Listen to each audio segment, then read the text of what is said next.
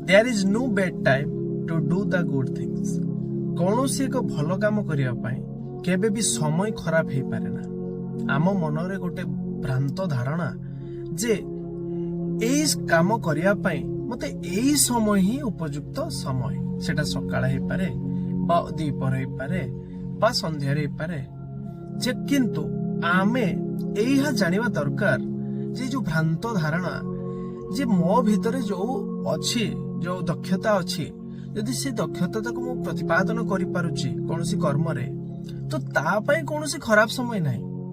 समय केवल खराब सेही मानकर थाए जे टाटा हॉस्पिटल रे पड़िची, जे हॉस्पिटल रे पड़िची, जे कर्म करिया पई ता पाखरे कोनोसी को शारीरिक दुर्बलता अछि, पंगु हो जाइछि, अंध हो जाइछि, सी हुए तो ता पई से भाबी पारंती जे मोर समयटी खराब चलछि। किंतु कोनोसी